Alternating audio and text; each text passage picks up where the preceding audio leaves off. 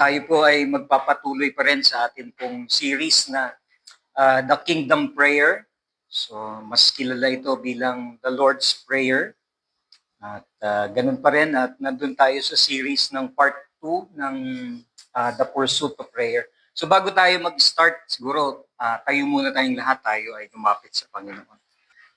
Aming Ama na nasa langit, kami po ay patuloy na lumalapit sa inyo pong harapan, sa inyo pong presensya, sa inyo pong place na kami pong mga tao na pinili po ninyo ay hindi po karapat-dapat na nasa inyo pong harapan, pero dahil po sa inyo pong kagandahang loob, sa inyo pong pagpili sa amin, sa inyo pong grasya na ibinigay sa amin, sa lahat ng mga blessings na pinoprovide nyo, Panginoon.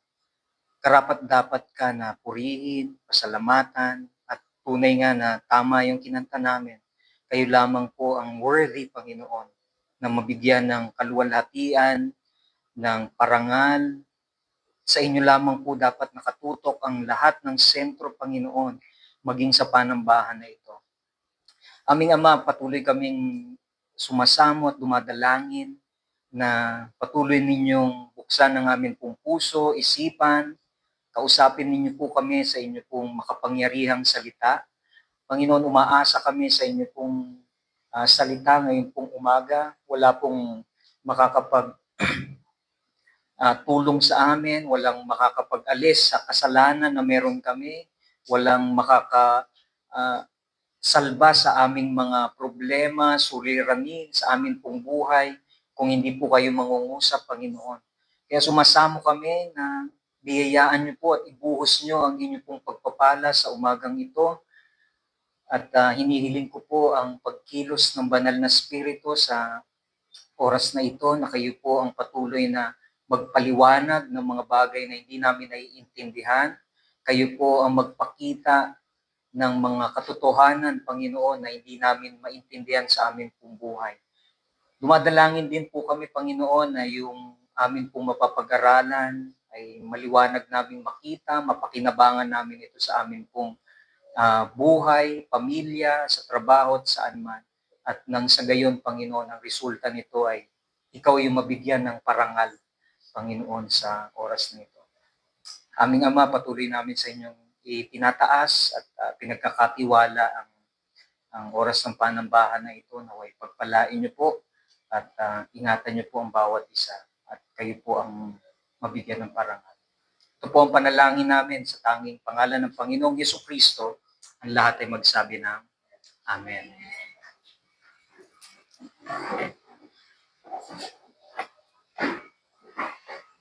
Sige po, tayo ay magpapatuloy pa rin sa The Pursuit of Prayer. So kung kayo po ay may mga Biblia, makibukas po kayo sa akin sa Matthew chapter 6, verse 5 to 15. Babasahin natin yung buong context ng the Lord's Prayer sa Tagalog na lang.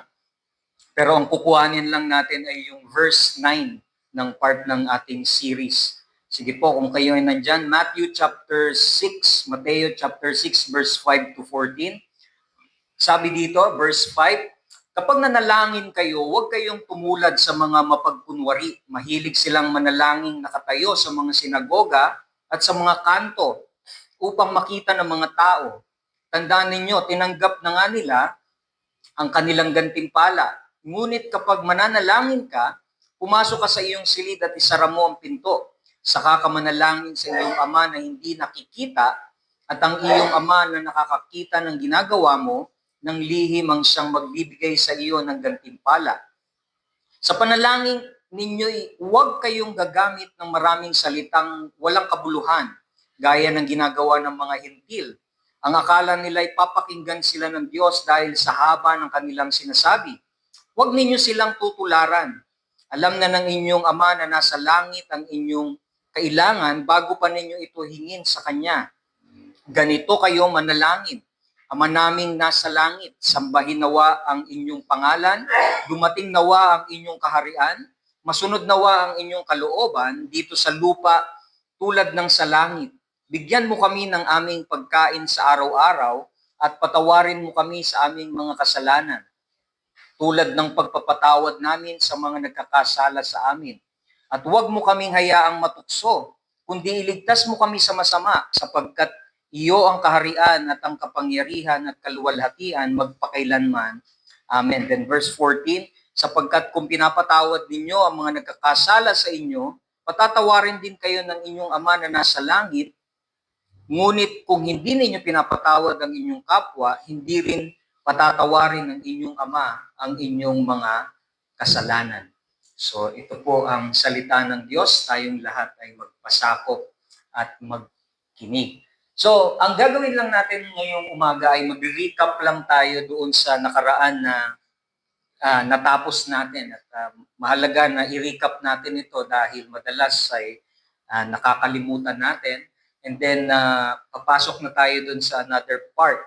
So, yung verse 19 ay mahalaga na kailangan nating maintindihan na nung tinuro ng Panginoong Hesukristo ang the Lord's Prayer ay ganito niya inumpisahan. Sa verse 9, sabi dito ay ganito kayo manalangin.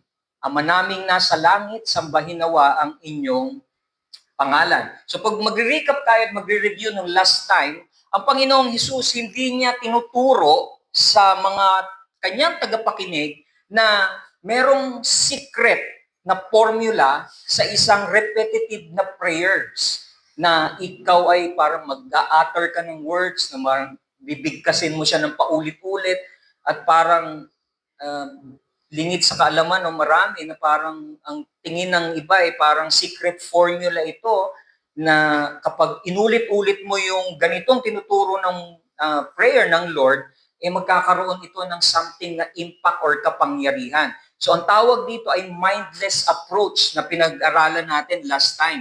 Hindi ito yung sinasabi ng Panginoong Jesus na gawin ninyo. Hindi ninyo kailangan itong paulit-ulitin ng 100 beses para kayo ay marinig ng Panginoon. And then ikalawa, hindi rin ito isang parang pamahiin or superstitious or magical prayer na magwo-work out para pantaboy ng mga aswang, demonyo, espiritu. Imagine mo, gagamitin mo yung ganitong Lord's Prayer, nakakabisado sa utak mo at pag nakakita ka ng isang adik-adik, ang tingin mo sa kanya eh parang may sinasapian ng demonyo at pauulit-ulitin mo yung words parang pantaboy. So parang nagiging part ito ng pamahiin ng isang mga tao na kapag narinig nila na itong mga Lord's Prayer na ito ay akala nila ay parang magical prayer na magwo-work sa ganoong paraan. At ito yung hindi sinasabi ng Panginoong Diyos. Hindi ito something na kailangan mong gawin na nakasanayan ng marami sa atin. Kundi, sinasabi ng Panginoong Hesus dito sa the Lord's Prayer ay ito yung magiging principles ninyo kapag kayo ay mananalangin. Ito yung magiging ideas, ito yung magiging ideology, ito yung baon-baon mo na kailangan mong maintindihan sa mga words ng Panginoong Hesus nung siya ay nagbigay ng ganitong the Lord's Prayer. At ikalawa, kailangan natin maintindihan, hindi lang basta ito isang principles, kundi ito din ay magiging pattern ng ating prayer life sa ating buhay. Dahil imagine ninyo kung walang pattern ng ating prayer life, ang ating buhay at ang ating Kristiyanong mga pamumuhay, eh wala tayong madiderail. Alam niyo yung train, meron siyang rail na guide kasi hindi siya pwedeng kung saan lang niya gustong dumako para dumaan, kundi pag wala yung rail na yun at magsiserve yun as guardrails, eh mapapadpad siya sa ibang landas na hindi naaayon sa kanyang design. At ang the Lord's Prayer, pinapakita ng Panginoong Hesus na ito yung magiging pattern ng ating mga buhay. Kailangan mong maintindihan yung isang principles kung bakit ka nananalangin, and at the same time, para hindi ka mawala sa iyong buhay panalangin, kailangan mong maintindihan merong pattern. Hindi ka lalabas doon sa isang bagay o isang approach na gusto mo lang gawin. Di ba minsan kapag pag tayo nag-aaral, katulad dito sa loob ng church, napaka-importante na pinag-aralan natin yung solas, yung 5 solas, dahil ito yung magiging pattern, ito yung mag-serve as guide sa atin. So napakaganda nito dahil hindi nawawala ang mga doctrine, ang mga theological na aspect natin at natutulungan tayo na pumunta sa dapat na ma-align sa atin ng Panginoong Diyos. Ganun din yung RPW. Kapag tayo ay kumakanta at tayo ay nagpupuri sa Panginoong Diyos, pwede natin gawin kung ano yung gusto natin, di ba? Meron tayong sari-sariling opinion. Ako, gusto ko mag-rock and roll. Yung iba, hymnal. Yung iba naman, talagang regine, kung pumirit. Pero hindi yon ang magiging pattern natin. Kung ano yung sinabi ng Panginoong Diyos, yun ang susundin natin at doon tayo maglalaan ng emphasis para mabigyan ng luwalhati hindi yung sari-sarili nating opinion, kundi yung para sa Panginoong Diyos. Amen po? And pangatlo, kailangan nating maintindihan na sinasabi ng Panginoong Hesus, itong way ng prayer na ito is para magkaroon tayo ng kaisipan na ito dapat yung magiging priority ng ating buhay pananalangin. Pastor, bakit mo nasabing prioridad yan? At kung papansinin po ninyo, sa verse 9 hanggang verse 13, merong naglaan ng Panginoong Diyos ng parang ranking or parang priority na kailangan mong ilagay sa iyong isipan. At nagsiserve din ito bilang pattern, pero maliwanag na ang pinaka-priority ng iyong prayer life ay hindi yung ma-absorb o makuha yung mga desires ng iyong mga prayer list o prayer bucket list. Diba? Minsan ang approach natin, Lord, unahin mo ako. Panginoon, kailangan ko ito. Kailangan ko noon. Kailangan ko ng mga bagay na ito, Lord. Ito yung importante sa aking buhay. So, sagutin mo agad ako. Hindi yun ang pinapakita ng the Lord's Prayer. Dahil ang pinaka-priority ng prayer life ng isang mananampalataya ay walang iba kundi i-honor at i-worship mo ang Panginoong Diyos dahil yun ang deserve niya. Paano ko nasabi yun? Yung verse 9, pakikita nyo.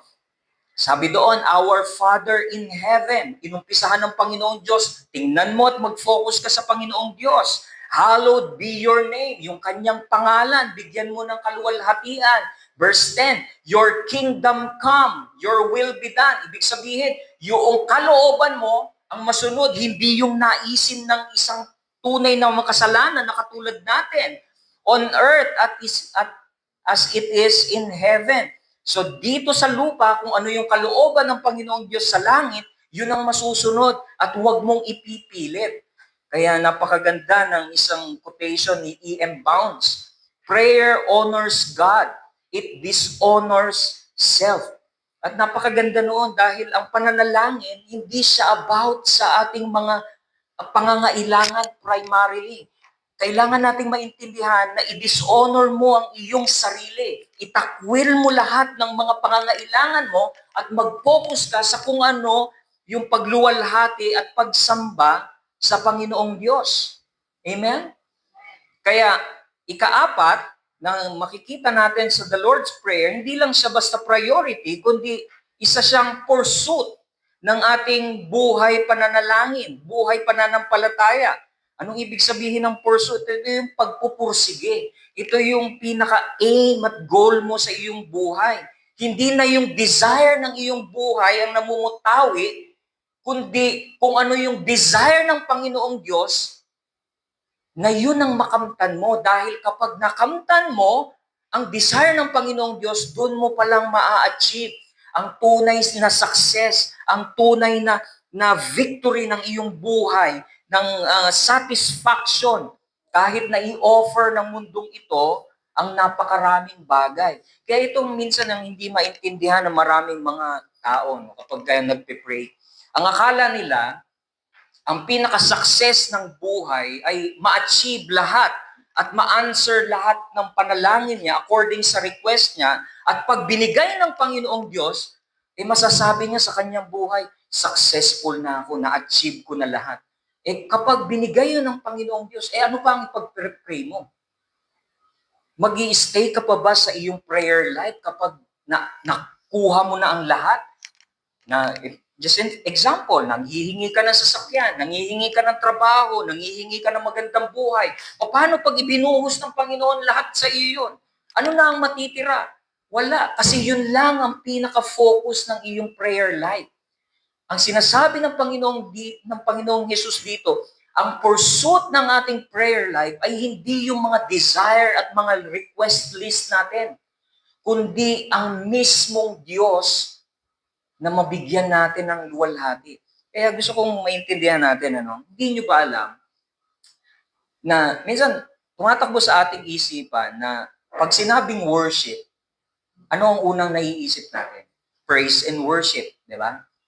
Pag sinabing worship, pupunta ka sa church, magwo-worship. Yan, parang nakaupo kayo, magwo-worship. Pero alam niyo po ba, na ipinakita ng Panginoong Hesus dito na ang pinaka mataas at privilege na binigay sa atin ng Panginoong Diyos para makapag-worship sa Panginoong Diyos ay through the lens at through the mechanism ng prayer. Dahil kapag hindi mo naintindihan kung paano ang isang tunay na panalangin, hindi mo rin maiintindihan kung paano nagwo-work ang pagwo-worship sa Panginoong Diyos. Dahil dito makikita natin, uunahin mo ang pangangailangan ng Diyos, ang luwalhati ng Diyos. At yun ang form ng worship. Kaya pag lumuhod ka sa Panginoong Diyos, at kapag ikaw ay nanalangin, ikaw ay technically nag-aim at nagkumikilos according sa pagsamba at nagbibigay ka ng luwalhati sa Diyos na deserve niya. Amen po? Kaya ang isang part ng prayer life natin, mga kapatid, ay hindi lang siya parang isang bagay na nakasanayan natin. Hoy, punta tayong prayer meeting. Naku, tinatamad ako. Hindi, magpe-pray ka ba sa bahay? Hindi ako magpe-pray. Hindi natin naiintindihan kasi ang prayer, ganun ang tingin natin. Pwedeng optional at pwedeng gawin. Pero ang prayer ay isang part ng worship na ibinibigay natin sa Panginoong Diyos.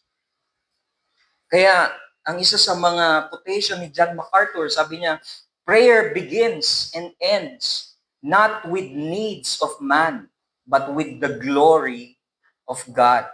Ang panalangin, nag-i-start siya at nagtatapos hindi primarily sa pangangailangan ng tao natin, kundi sa kaluwalhatian ng Panginoong Diyos. Kaya pansinin ninyo yung John chapter 14, verse 13 to 14. Maganda yung sinabi dito ni John. Sa English na lang, wala kasi sa Tagalog ito. Sabi ng John chapter 14, verse 13, whatever you ask in my name, this I will do, that the Father may be glorified in the Son. Narinig niyo po ba yon? Verse 14, pakinggan niyo ito. If you ask me anything in my name, I will do it. Itong masaklap dito. Kinakat na nila yung context nito, kinakalimutan yung verse 13, and then nagfo-focus dun sa verse 14. Sabi ng Panginoong Hesus kasi, mag-ask kayo ng kahit na ano sa aking pangalan. Tuwa ang mga evangelical at ang mga Christian nito. Dahil talaga lahat ng gusto kong hingin sa Panginoong Diyos, ibibigay niya sa akin. Kasi sabi ng Panginoon, I will do it. Pero tandaan natin yung verse 13. Sabi dito, whatever you ask in my name, this I will do, that the Father may be glorified in the Son. Kaya makikita niyo yung prayer life natin, hindi siya naka-primarily, nakasentro sa kung ano yung gusto mo at yung kung ano yung talagang kailangan mo. Ang kailangan mong maintindihan, ang prayer life ng isang mananampalataya, ang pinaka-goal niya at aim niya ay maparangalan ang Ama sa pamamagitan ni Hesukristo, at kapag yun ang tamang panalangin na ipinagpipray mo, ibibigay ito ng Panginoong Diyos and I will do it. Kaya minsan, i-evaluate natin ang ating mga prayer life. Minsan, talagang may mga sablay tayo ng mga prayer life. Ang gusto natin, maparangalan yung sarili natin. Lord, bigyan mo na ako talaga ng ganitong mga material na bagay para maipakita ko sa aking mga kapitbahay na pinagpapala ako ng Diyos. Di ba? Lord, yung BYD, Minsan yung sasakyan na ano ba yun? May bago na kasi ngayon, yung electric vehicle. Eh, ang bibigay lang sa iyo yung e-bike lang. So, sablay kasi pag gusto mo i-glorify yung sarili mo, kaya ang ibibigay sa iyo ng Lord. Hindi, joke lang. So, ang ating concern, mga kapatid, ay hindi yung mga pansarili at hindi yung para sa ating glory, kundi yung glory na dapat maparangalan ang ating Panginoong Diyos.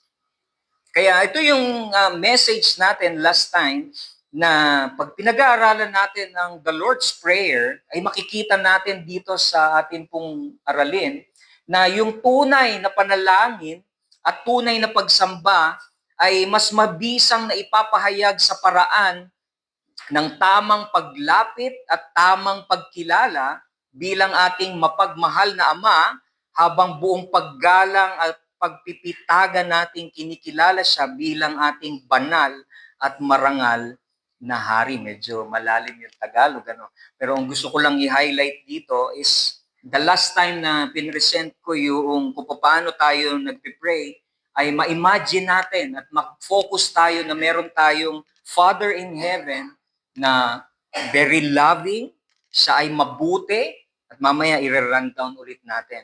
And at the same time, i-contrast natin dito yung pagkilala natin sa Panginoong Diyos na meron tayong, kahit na mabait siya, eh hindi tayo hahantong sa part na aabusuhin natin yung kanyang pangalan at yung kanyang kabutihan, kundi lalapit pa rin tayo na nandoon yung ating respect, nandoon yung ating reverence. Kaya kailangan magtambal itong dalawang ito. Kailangan, meron kasing contrast na makikita tayo dito eh. Una, yung last time na pinakita ko sa inyo, yung paglapit natin sa Panginoon Diyos is an or intimate way na dapat nating ma-recall at ma-remind sa ating mga isipan na kapag tayo ay mag-a-approach sa Panginoong Diyos, nandoon ang pagmamahal, nandoon ang malalim na pakikipag-ugnayan sa atin ng Panginoon Diyos, at ini-invite din tayo ng Diyos. And at the same time, kailangan din nating mag-approach sa Panginoong Diyos na merong paggalang at merong reverence. Yung word na reverence, mamaya pa makikita natin. So punta muna tayo doon sa intimacy. Balikan lang natin at siguro baka nalimutan na natin. Maganda kasi na inuulit-ulit ito. May time naman ako. Kaunti lang naman ito. So, we need to approach God in an intimate way nung pakikipag-ugnayan. Diniscuss natin yung, wala ba dyan yung text? Wala. Sige. Yung dun sa verse 9, nakalagay doon yung word na our Father. So, ito yung tinalakay natin. Bakit natin ito nasabi na intimate? Dahil una, yung word na our ay pagpapakita ito na dahil sa Panginoong Jesus, sa yung nagsasabi na pwede nyo nang tawagin ang inyong ama na ating ama. Hindi niya lang sinasabi akin ang ama, kundi sinasabi niya our Father. Ibig sabihin tayo ay benefactor. Tayo yung mga beneficiary at kausap niya dito ang mga disciples at ang mga future na tatanggap sa Panginoong Diyos. Dahil basically sinasabi niya, pwede niyong tawagin ang inyong ama na nasa langit because of me. Dahil sa Panginoong Hesus. Bakit? Ano yung gagawin ng Panginoong Hesus? Nandoon yung atoning work ng sacrifice ng Panginoong Hesus. Siya yung mamamatay para sa kasalanan ng sanlibutan, ng mga makasalanan. E ikalawa, ang Panginoong Hesus nandoon ay gagawin niya yung tinatawag na mediatorial work between a sinful man and a holy God.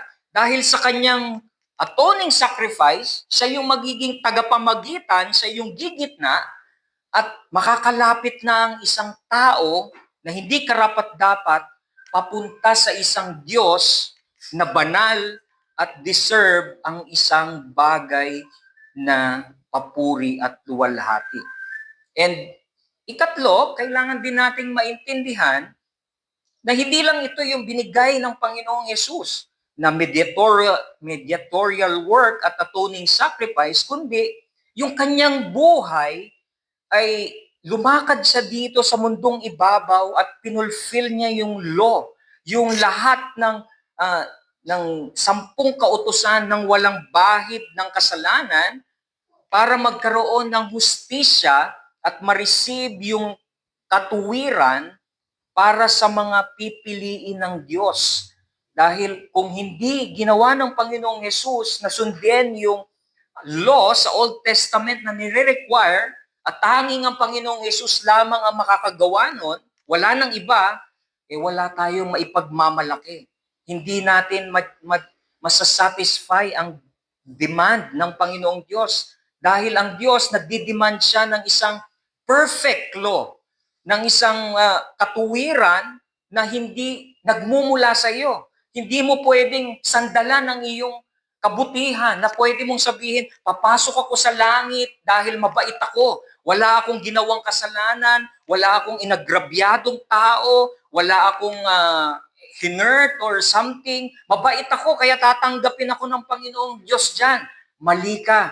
Ang sinasabi ng Scripture, nagde-demand ang Diyos ng isang perfect works of the law. Yung 10 Commandments. Hindi mo kayang gawin yun on your own works. Hindi mo pwedeng sandalan ng makasalanang buhay mo at ang iyong makasalanang lamang. Dahil yung first 3 parts lang ng 10 Commandments na diniscuss dito ni Pastor Paul last time, hanggang dun sa Sabat, imaginin mo na kung wala ang Panginoong Yesus, talagang pag nare-realize ko, hindi ako makakapasok sa langit. Kasi imaginin mo, perfectin mo yung 10 kautusan na yun without a spot. At yun yung nire-require ng Mosaic Law, ng 10 Commandments. Kailangan maintindihan natin yun. Pagpapakita ito na tayo ay limited ang ating kakayahan. At kung wala ang Diyos, kailanman wala kang magagawa sa iyong sarili. Kaya ito yung ginawa ng Panginoong Hesus nung siya ay nabuhay dito. Siya ay nabuhay para lamang mamatay. Hindi lang siya basta namatay, kundi pinulfill niya yung law para sa mga taong i-justify ng Panginoong Diyos. Lahat ng taong magre-receive, titingin sa kanyang ginawa sa cross, magbibigay ng kanyang buhay. Kaya ang ganda ng justification by faith. Gina-justify ka ng Panginoon through Jesus Christ. Dahil yung perfect law, ginawa ng Panginoong Diyos at ikinount ito sa iyo. Amen? Kaya, nire-remind sa atin na minsan, hindi tayo lumalapit sa panalangin. Ang dala-dala natin minsan, pag nagkasala tayo, ang pakiramdam natin, kailangan natin maglinis, kailangan natin gumawa ng mabuti, gumawa ng sakripisyo para sa Panginoong Diyos. Pero nalilimutan natin na ginawa na ng Panginoong Hesus ang fulfillment ng lahat ng mga bagay na ito. Siya yung perfect na sacrifice. Kaya anumang oras, pwede kang lumapit sa Panginoong Diyos. Na kahit nagdududa ka, sagot ka ng Panginoong Diyos. Covered ang iyong mga nagawang mga kasalanan from the past at until na tayo ay dalhin sa kaitaasan. Amen? Kaya picture ang Panginoong Diyos ng second Adam. Dahil si Adam noon, hindi niya na panindigan, bumagsak siya sa kasalanan. Pero ang Panginoong Hesus, kinonquer niya yung sin sa pamamagitan ng kanyang perfect walk sa mundo na ito at sa pamamagitan ng kanyang muling pagkabuhay, meron ng tagapagligtas para sa atin. Kaya ito yung, di ba, pinag-aralan natin yung principles ng adoption, di ba? Kaya bakit yung principle ng adoption na pinag-aralan natin last time, pag naintindihan mo ito, na sinasabi ng Panginoong Hesus na pwede na kayong tumawag sa akin, sa Ama natin, dahil ako na yung naging pambayad. Ako na yung naging ransom para sa inyo. Kaya sinasabi ng principles ng adoption, inaampun ka ng Diyos at pinili ka ng Diyos na maging kapamilya ng Diyos. At isa sa mga principles ng pag-aampon ay kailangan nating maintindihan. Hindi ikaw ang pumipili kapag alam mo yung parang ako yung mamimili kung saan ako magpapaampon. Diba? Ay, gusto ko dun sa medyo CEO ang mga tapos kaya mga dito na lang ako magpapaampon sa sila Gokong Wei, Tan, mga ganun ng mga pangalan para at least hindi ako malalaglag sa akin. So hindi ikaw ang pumipili. Ang principles ng adoption ay ang Diyos ang pumili sa iyo para maging parte ka ng pamilya niya at ng kanyang kingdom at ng kanyang great grand plan sa eternity. Kaya ito yung kagandahan ng isang pag-aampon. Nung sinasabi ng Panginoong Diyos na kayo, pwede na kayong lumapit, tumawag sa Ama dahil nandoon na yung principles na yon. Meron ng pinambayad na si Jesus, siya yung naging ransom at kayo ibibilang kayo ngayon sa pamilya ng Diyos. At ang pinakamagandang application nito, mga kapatid, at kailangan makita ito, especially ng mga bata, ng mga kabataan. Bakit? Dito magsisimula yung kabuluhan ng iyong buhay, yung sense of purpose. Kung dati walang purpose ang buhay mo, yung word na parang patapon, ngayon meron ng purpose. Bakit? Kasi yung pamilya na kinabibilangan mo, hindi na something na patapon. Ikaw ay ibinilang na sa pamilya ng Diyos. Amen? Kaya minsan pag nare-realize ko yung mga kabataan na nagsusuicide, na nalulungkot, nagkakaroon ng mga parang kalungkutan na parang ang pakiramdam nila nag-iisa sila, lagi kong naaalala ito. Ito yung principle ng adoption. Pag naintindihan ng isang tunay na mananampalataya na ikaw ay kabilang sa pamilya ng Diyos at inadopt ka niya, wala nang kalungkutan eh. Kaya naalala ko yung isang movie nung isang barang sa Yakuza. Meron kasing isang gangster ng Yakuza na napanood kami sa Netflix. Meron siyang inadopt na bata sa family nila. Yung gang na yon ng Yakuza, alam niyo yung Yakuza? Parang kami lang yun. Yakuza. So, inadopt siya, pinalaki siya, tapos ang aim ng leader na yon is i-train yung bata. So paglaki niya, nakikita niya kung paano sila namumuhay, kung paano sila kumikilos. At na-instill yun sa bata dahil nung inampun siya, yung kanyang mga magulang hindi na niya hinanap dahil nung lumaki siya, ang pinaka nakita niya na pamilya ay kung ano yung nag-ampun sa kanya. At ito na yung kinalakihan niya. Kaya yung aim niya habang lumalaki ay yung purpose to be like the Yakuza hanggang sa siya ay mamatay. At inadapt niya yon. At ito yung isa sa mga principles na gusto kong maintindihan natin. Hindi tayo mga Yakuza, kundi tayo ay nasa pamilya ng Panginoong Diyos. Kaya yung 1 John chapter 3, verse 2, sabi dito ng Panginoong ng Diyos, ng John, sabi niya, mga minamahal, mga anak na tayo ng Diyos ngayon. Ngunit hindi pa nahahayag ang magiging kalagayan natin. Ngunit alam nating pagdating ni Kristo, tayo'y magiging katulad niya sapagkat makikita natin kung sino talaga siya. Kaya't ang sino mang may ganitong pag-asa kay Kristo ay nagsisikap na maging malinis tulad niyang malinis. Narinig niyo yung word? Sinasabi ni John dito na meron na tayong same thing na ama. Tayo ay mga anak. Kaya nung time na tinuturo ng Panginoong Yesus yung the Lord's Prayer, kausap niya yung mga Pharisees, sinasabihan niya, kayong mga Pariseo, your father is the devil. Kaya ang saklap nun, ginaganon niya.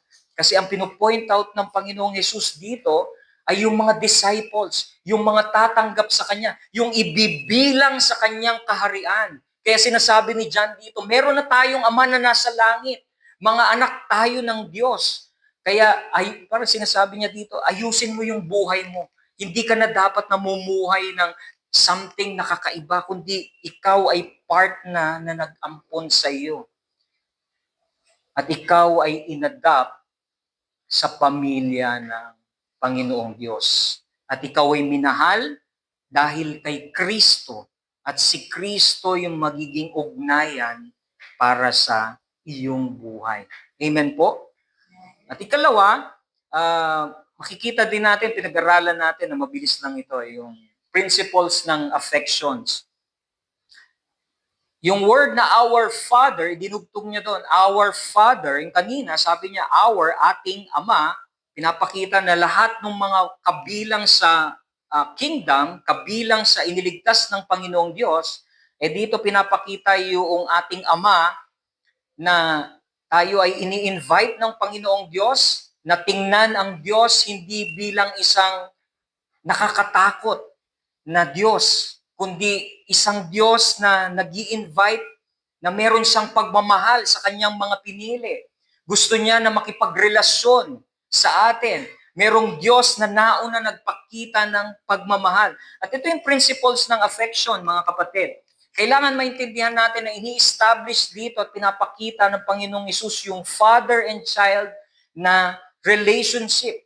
Ito yung endearment na pagtawag ng Abba Father, nung daddy, yung kung paano tayo nagre-relate sa ating mga tatay dito sa lupa. Ang focus ng Panginoong Hesukristo dito ay yung bilang mga anak na katulad natin, na kung paano tayo nakikirelate sa ating mga tatay. Nakikita natin ang ating mga tatay na pwede nating sampahan agad, pwede nating yakapin agad, alam niya, patatawarin tayo, alam niya, hahalikan tayo, nandoon yung pag-ibig niya, hindi nagmamaliw. So ito yung pinapakita ng Panginoong Hesus dito. At tinalakay din natin nung last time na merong problema ang mga human fathers na nandito sa mundo na ito. Hindi tayo mga perfect. Hindi tayo mga sumasablay tayo sa pagmamahal, sumasablay tayo sa kabutihan sa ating mga anak dahil because of sin. Kaya yung isa sa mga imagery ng father figure, kapag sinabing, lalapit ako sa ama, ang nai-imagine mo agad, yung nag-abuso sa iyo na tatay, yung nagpagalit sa iyo na tatay, pinalo ka, hinataw ka ng sinturon, naglatay, ano yun, dahil nagbengkong yung mukha mo, dahil sa palo niya, hindi mo makalimut-limutan yun. Tapos sasabihin ng Panginoong Hesus, tatawag ka ngayon katulad ng ama mo na nasa lupa. Ang sinasabi ng Panginoong Hesus dito ay kailangan mong i-erase lahat ng figure at imagery sa iyong isipan ng mga tatay na nandito sa mundong ibabaw na ito. Pinapakita ng Panginoong Diyos na ang Father na sinasabi niya na nasa heaven ay perfect, siya ay walang mali, siya ay hindi kailanman nagkakamali, yung kanyang mga judgment, yung kanyang mga considerations at mga decisions ay very perfect para sa atin. Pinapakita ng Panginoong Hesus na yung Heavenly Father natin, hindi katulad ng tatay na natin dito sa lupa na hindi loving. Kundi pinapakita ng Panginoong Diyos sa all throughout the scripture na yung Heavenly Father natin is loving ng sobra. Talagang wala kang masasabi sa pagiging loving ng Panginoong Diyos. Gusto ko pa sanang basahin yung mga text kasi wala na akong time. Pero na-discuss ko na ito dun sa nakaraang time. Hanapin nyo na lang. Napaka-loving ng ating Father dahil napakarami sa scripture na pinoportray ang ating Ama bilang isang mapagmamahal na Ama. Pinoportray siya bilang isang mabait. He is kind. He is merciful. At sa sobrang kind niya, hindi siya nauubusan ng pasensya sa bawat isa sa atin. Kaya ang ating Heavenly Father ay napaka-long ang kanyang sufferings. Long ang kanyang patience. Hinihintay ka niya hanggang sa time na ikaw ay magbago. Hinihintay ka niya hanggang sa time na ikaw ay lumapit sa kanya. Hanggat hindi mo naiintindihan na siya ay mabuti, pasensyoso, hinihintay ka ng Panginoong Diyos.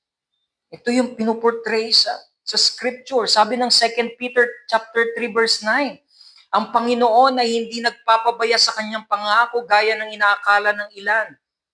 Sa halip, nagbibigay siya ng pagkakataon sa lahat sapagkat hindi niya nais na may mapahamak kundi ang lahat ay makapagsisi at tumalikod sa kasalanan. Ganito pinuportray ang ating Diyos Ama na sinasabi ng Panginoong Yesus. Napakahaba ng kanyang patience. Hinihintay niya hanggat buhay ka sa mundo na ito. Hanggat ikaw ay nagpapakababad sa iyong kasalanan, paulit-ulit kang tumatalikod sa Kanya, sinasabi ng Panginoon, hinihintay Kanyang magsisi, hinihintay Kanyang tumalikod sa kasalanan mo. Amen? At ganito ka-gracious ang Panginoong Diyos. Pinoportray siya bilang Father na gracious. And at the same time, He is waiting. Ang ating Ama ay palagi ang naghihintay sa bawat isa sa atin. And the last, He is a very seeking Father. Siya yung naghahanap sa atin. Hindi mo kailanman hahanapin ng Diyos, kapatid. Hindi mo kailanman nanaisin ang matagpuan ng Diyos dahil ang nasa isipan mo, pakikialman ka ng Diyos. Ang Diyos ay labag sa iyong lahat ng kagustuhan. Pero alam niyo po ba na tayo bilang mga makasalanan, hindi natin nanaisin na hanapin ng Diyos kailanman. Pwede tayong mamatay sa kasalanan natin.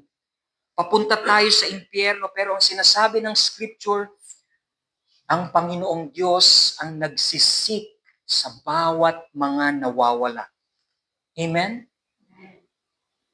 Kaya ito yung picture na gusto kong ipakita sa inyo pag sinabi nating intimacy. Kapag tayo ay lumalapit sa prayer, ina-approach natin ang Diyos na siya ay napakabuti, siya yung una naghahanap sa atin, naghihintay siya, napaka-loving niya. At minsan nakaka-encourage na lumapit sa Panginoong Diyos. Amen? Dahil una, tatanggalin ito lahat ng ating takot sa ating mga principles na nabuo sa ating isipan pagdating sa Diyos. I-encourage nito ang pag-asa na tayo ay lumapit sa Kanya. Dahil yung Kanyang puso ay mababa, yung Kanyang heart, yung Kanyang ears ay nakatuon sa atin. Papakinggan niya tayo. At tatanggalin nito yung mga selfishness sa ating mga buhay at ipoprovide nito yung pag-asa na merong resources sa Panginoong Diyos. Nandoon ang pag-asa natin at pwede akong mag-depend sa Panginoong Diyos. Kaya parang isang picture ito ng isang bata na kapag naintindihan mo na ang iyong Ama na nasa langit ay ganito kabuti, lalapit ka sa Kanya. Magtatrust ka sa Kanya confidently sa lahat ng aspeto ng iyong buhay. Di ba minsan, pagka may mga sikreto tayo, di ba minsan, ayaw nating malaman.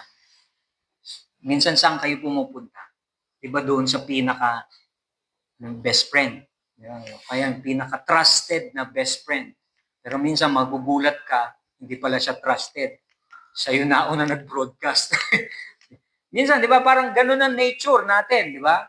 Pag pumunta ka, huwag mo sasabihin to, Tapos bigla ka mag-unload ngayon. Ay, yung boss ko, ganito. Hindi ako binigyan ng raise.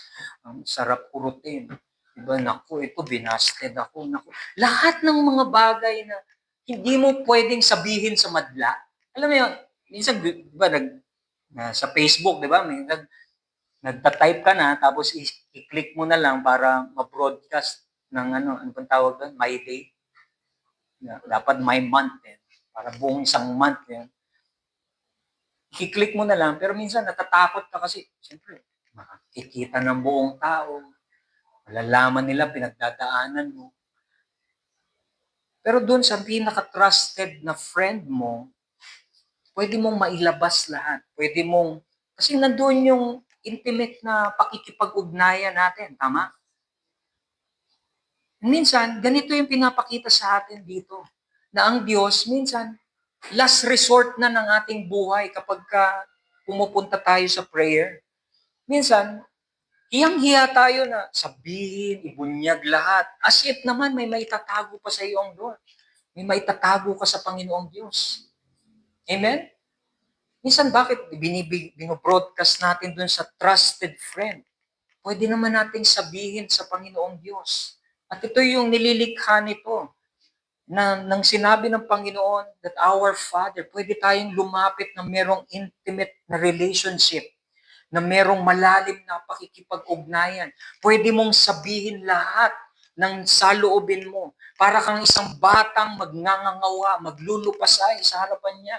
Ipo-pour out mo yung iyong heart. Lahat ng hindi mo masabi. Kaya pag nasabi mo yun, di ba, paglabas mo ng kwarto, okay ka na. Kasi alam mo, trusted mo ang Panginoon Diyos, narinig ka niya, at nandoon yung relationship mo sa Kanya. Maliban na lang kung wala kang personal na relationship sa Panginoong Diyos at hindi mo ito magagawa. Amen? Kaya isa ito sa mga approach na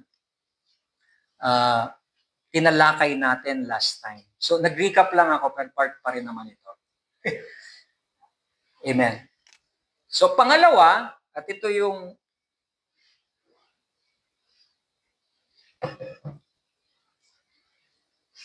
pangalawa natin ngayon is yung we need to approach God in a reverently manner or way. Pagre-reveal, sa revere. Paglapit sa Diyos na merong malaking paggalang. So, kailangan natin maintindihan ito. So, dalawang contrasting na paraan ito. Kung kanina nakikita natin ang Diyos bilang isang napakabuti, pwede mo siyang lapitan agad-agad without hesitation. Pero dito ngayon, sa part na ito, ipapakita sa atin ng Panginoon Diyos yung isang approach na kailangan mong i-mind. Na hindi ka, yes, pwede mong talunan ng Panginoong Diyos, pwede mo siyang lapitan na very loving siya, pero maghunos dili ka. Dahil ipapakita sa atin dito na yung paglapit natin sa Panginoong Diyos ay dapat magkaroon ng malaking paggalang. Yung word na reverent. Pag sinabing reverent, it means na ikaw ay nagbibigay ng isang malalim na respect, honor, admiration sa Panginoong Diyos. Nakikita mo siya sacred at nakikita mo siya bilang isang respetado na bagay. Reverend. Di ba minsan kinakabit yun sa mga katakot yun, parang nakukuha mo na yung glory ng Lord. Eh. Parang kagalang-galangan. Parang most, respectful, most honorable. Parang ganun yung parang pagkaka-term sa kanya. So ang point lang dito mga kapatid ay kailangan nating magbigay ng reverent na approach sa Panginoong Diyos. Bakit? Kasi yung verse 9, makikita ninyo, natalakay natin yung our and yung Father. Yung the last praise dyan is in heaven. Sinasabi ng Panginoong Hesus dito, ganito kayo manalangin ang ating Ama na nasa langit. Pagpapakita ito na ang Diyos na nilalapitan natin, siya ay nasa langit. Isa itong lugar na kung saan ang mga katulad natin na mga human ay hindi natin basta-basta maaabot yung place na kung saan nandoon ang Panginoong Diyos. Meron tayong mga limitations pagdating sa tinatawag na travel distance. Dahil pagpapakita lang ito na merong separation between God and man. Merong isang distinction na hindi mo kailanman dapat maalis sa iyong isipan na ang Diyos ay nasa langit, ikaw ay nasa lupa. Ang Diyos ay malaki at ikaw ay halos, pag tiningnan nyo ang isang itsura ng mga katulad natin, para lang tayong mga grain ng sand. Ang Diyos ay banal, tayo ay mga makasalanan. At isa pa, ang Diyos, He is not just someone or something or anything. Hindi mo siya makakategorize ang Diyos bilang isang nilalang or something or anything. Pero ang tao na katulad natin, makakategorize lang tayo bilang isang something. Pinapakita ng word na yon na He is in heaven. Ang Diyos na nilalapitan natin ay isang different. Isa siyang bagay na kailangan nating i-consider sa ating mga prayer life na kapag lumalapit tayo sa ating pananalangin, ay i-consider natin ang dalawang bagay na ito. Una, we need to revere God's position or yung place niya.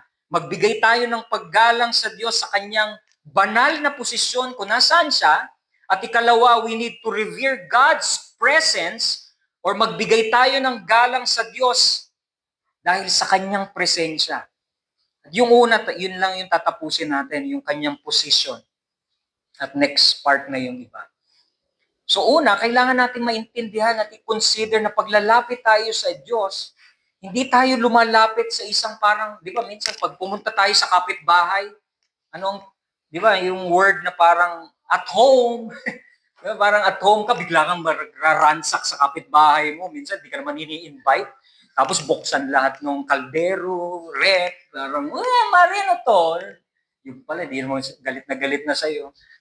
Feel mo na at home ka, di ba? Minsan, kahit sa kapatid mo, di ka naman ini-invite, pupunta ka, gate crasher. Kailangan natin maintindihan, kailangan nating magbigay galang dahil yung posisyon ng Panginoong Diyos ay hindi kaparehas natin. He is in heaven. Kailangan nating bigyan ito ng mataas na paggalang.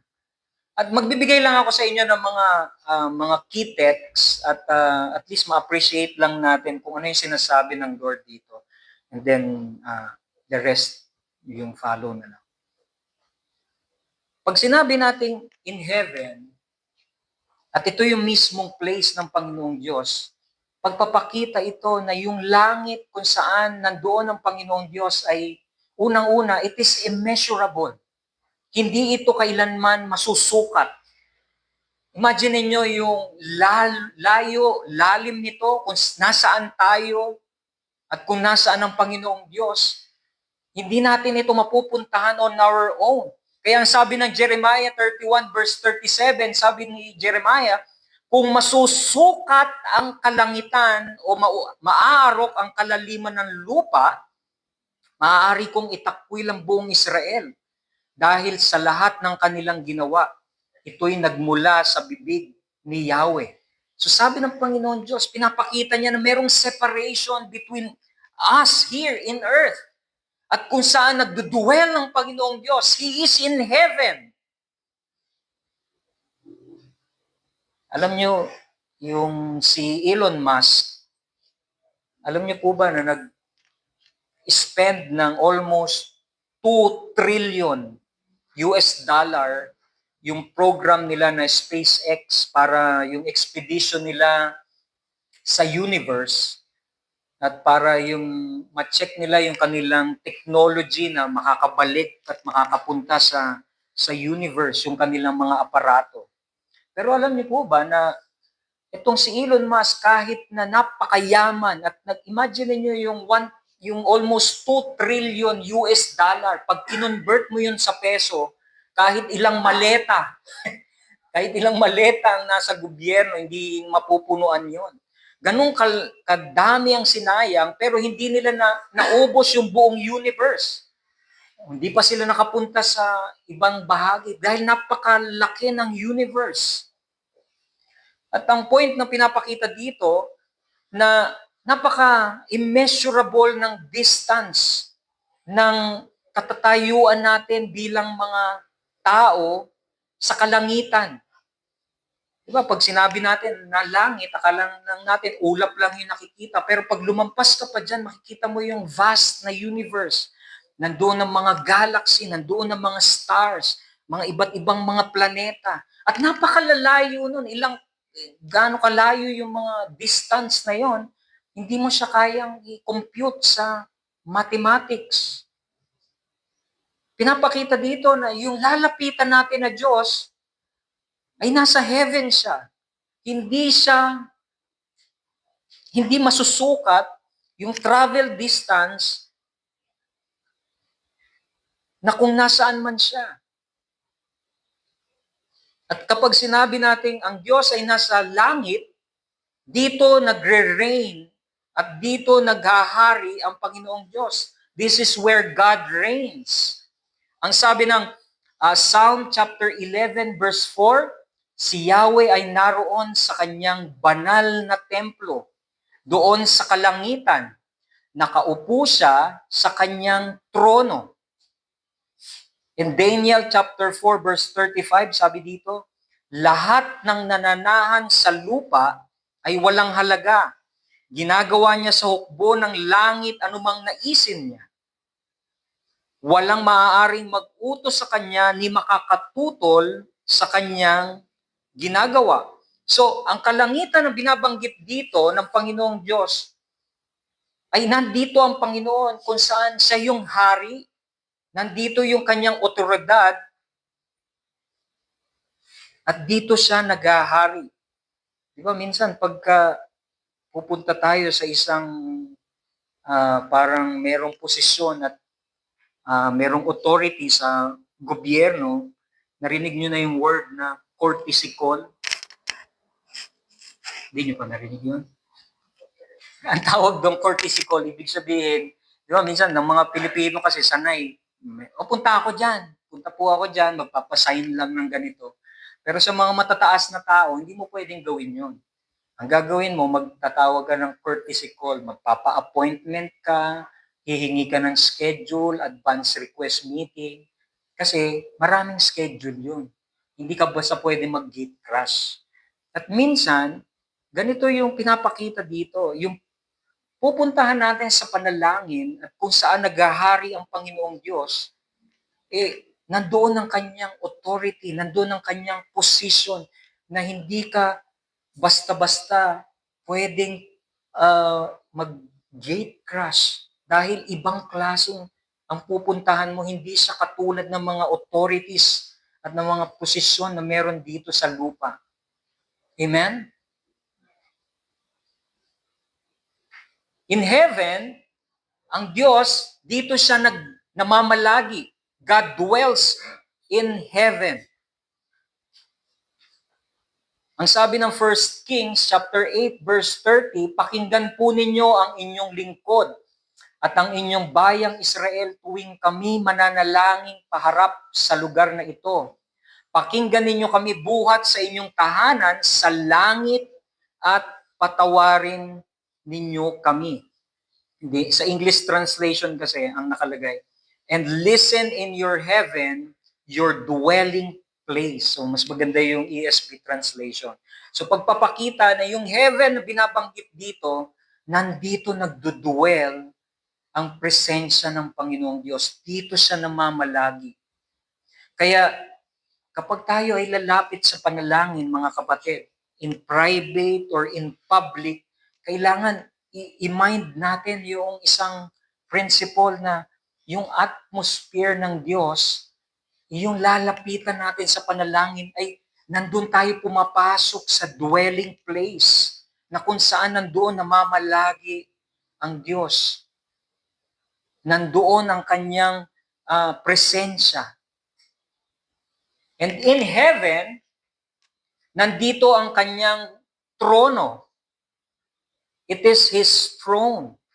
Nandito sa langit na binabanggit sa atin sa the Lord's Prayer, nandito ang kanyang banal na trono. Ang sabi ng Isaiah 66 verse 1, ito ang sabi ni Yahweh, Ang aking trono ay ang kalangitan at ang daigdig ang aking tungtungan. Anong klasing bahay ang gagawin mo para sa akin? Anong klasing lugar ang aking titirhan? Imagine ninyo, nagmumula ito sa mismong salita ng Diyos. Pinapakita niya at pinapasilip niya sa atin ang kanyang lugar. Nandoon ang kanyang trono sa kalangitan. Minsan hindi tayo sanay ng mga ganitong klaseng mga pictures na merong trono. Diba? Ang trono lang na alam natin ay kubeta. Nandun ako sa trono. Pero nung time ng Middle Age at sa Old Testament, ang throne ay nagsisimbolize ng posisyon, ng kapangyarihan, ng otoridad, at ng soberanong pamumuno ng isang makapangyarihan na nakaluklok doon. Kaya kung mapanood niyo yung Game of Thrones, alam niyo yung isa sa mga pinanood ko yung Game of Thrones, ang pinaka-point lang ng movie na yun ay nagpapatayan sila kung sino yung maluluklok doon sa trono. Pero pinapakita dito ng scripture, mga kapatid, walang ibang rightful king, kundi ang Diyos. Wala siyang ibang kalaban. At wala siyang magiging ibang kalaban kahit na kailanman. Dahil siya yung pinaka-fit para sa trono. At ito yung napakaganda dito. Yung ating Diyos Ama na tatawagin ay nandito sa kanyang trono. At walang ibang worthy doon sa throne na iyon. Tanging ang Panginoong Diyos lang. Amen po? Minsan, baka may nag-i-imagine sa inyo, pagdating ng future, naku, maglalaban-laban siguro ang Diyos at si Satan. Wala pong ganon, mga kapatid. Si Satan is someone na hindi siya magre-reign sa Panginoong Diyos. Ang pinaka-sovereign rule ng katapusan ay ang Diyos na nilalapitan natin, ang Diyos na sinasamba natin. Kaya sa nakalagay sa throne is because siya yung pinaka-ruler. Siya yung nag-set ng time from the past hanggang sa future. Amen? At hindi lang yon. Pag sinabi nating in heaven, sinasabi ng scripture na ang Diyos, pinupuno niya ang kanyang presensya ng kalangitan.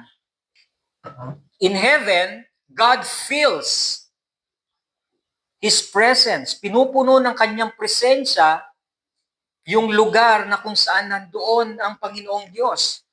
Sabi ng 1 Kings chapter 8 verse 27, maaari bang manirahan sa lupa ang Diyos?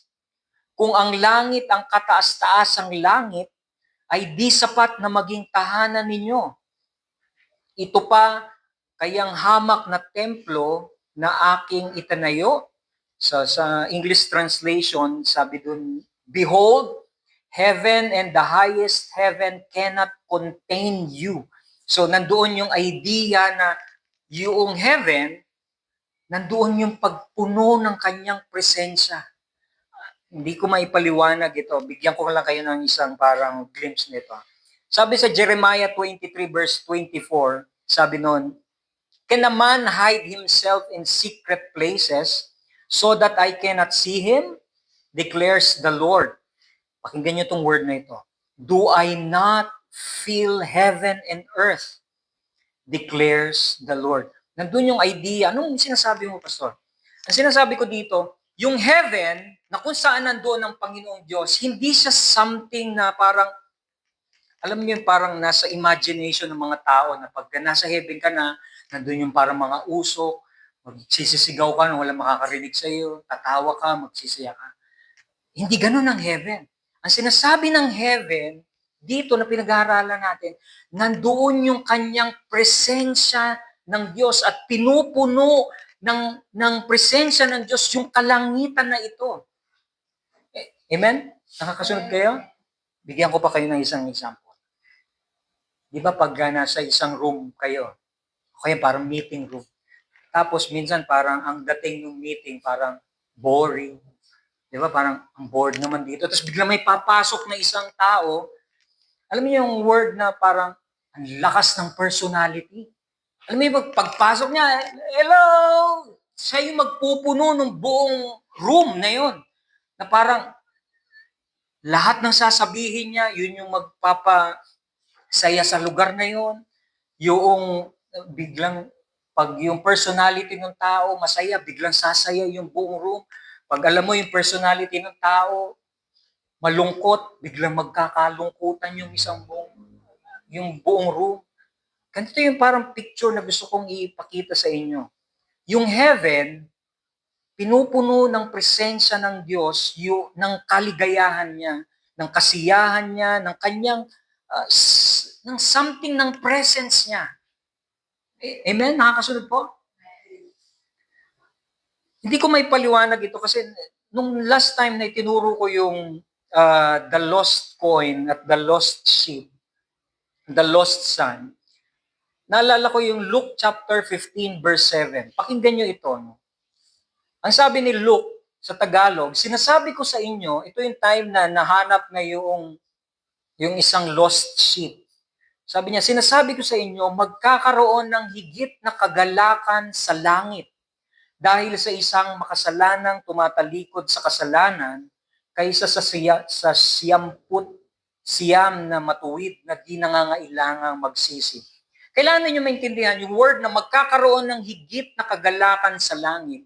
Ang impression na pinapakita dito ni Luke, nung pinag-aaralan ko ito, ang una mo magre-register sa isipan mo, magsasaya yung kalangitan dahil doon sa makasalanan na nahanap, di ba? Hindi na kayo nakasunod. Sundan nyo lang mo akong mabuti. Pero alam niyo po ba na sinasabi dito na yung kalangitan, yung heaven, na kung nasaan ang Diyos, nagkakaroon ng kasiyahan dahil doon sa presensya ng isang masayang Diyos, na isang mabuting Diyos, maligayang Diyos, nagsasaya siya dahil sa isang repentant na sinner na na-convert at naligtas. At nagsisiya yung Panginoong Diyos doon sa tagpo na iyon at napupuno yung heaven ng kaligayahan ng presensya ng Panginoong Diyos. Amen? Isa pa, yung Luke chapter 15 verse 10, pakinggan niyo ito. Sinasabi ko sa inyo, gayon din ang kagalakan ng mga anghel ng Diyos dahil sa isang makasalanang tumalikod sa kasalanan. Sinasabi dito ni Luke na nagbubunyi, nagsiselebrate yung buong kalangitan, pati yung mga anghel. Hindi dahil doon sa repentant sinner, kundi dahil ang Panginoong Diyos, yung kanyang presensya, yung kanyang atmosphere na nililikha, yun yung nag-feel doon sa kalangitan na iyon. Kaya nagiging masaya yung mga anghel at yung buong kalangitan dahil yung atmosphere na nililikha at dala-dala at kung ano yung meron sa Panginoong Diyos, yun ang mismong atmosphere ng heaven. Amen po? Excited na ba kayo sa heaven? Parang walang ano, no? Alam mo, pag nakikita ko ito, pag nare-realize ko ito, wow, malayong-malayo ito sa na-imagine ko na heaven. Ang akala ko, pagka nandun ako sa heaven, alam niyo parang may fog machine, parang maglalakad ka lang doon, tapos ikaw yung magkikreate ng sarili mong kasiyahan, ikaw yung magkikreate ng parang bahala ka na dyan dahil nakaligtas ka na sa impyerno. Hindi. Yung kalangitan, nandoon ang presensya ng Panginoong Diyos. At yung mismong atmosphere ng kaligayahan, katagumpayan, celebration, nagmumula sa mismong Diyos na nag-feel ng heaven. Amen. Parang tulala kayo. Minsan marirealize mo, ano, kaya minsan ang boring ng imagination ng ibang mga tao pagdating sa langit. Kaya pag minsan nag-uusap ang mga tao, doon na lang tayo magkita pre sa langit. Di ba? Parang doon na lang tayo mag-inuman. Minsan ba marirealize mo, yung parang talagang iniisip mo, yung mga makalupang nandito, hindi. Sa langit, mga kapatid, yung presensya ng Diyos at kung ano yung rule ng Diyos, yun ang mangingibabaw sa lugar na yun. Dito, ano napansin nyo sa mundo na ito? Ano nangingibabaw na atmosphere? Kasamaan, tama yun. Kasalanan. Kahit na gusto mong magsiya, kahit na gusto mong tumawa ng malakas, hindi ka masasatisfy. Bakit? Kasi nandun nangingibabaw yung kasalanan. Nandito hindi natin makontain, hindi natin magapi yung kasalanan.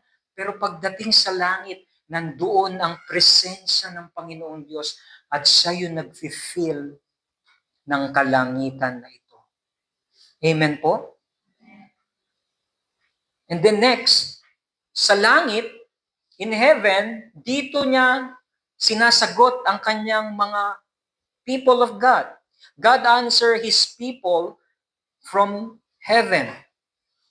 Sabi ng 1 Chronicles chapter 21, verse 26, sabi dito, nagtayo siya roon ng altar para kay Yahweh at nagdala ng handog na susunugin at handog pangkapayapaan.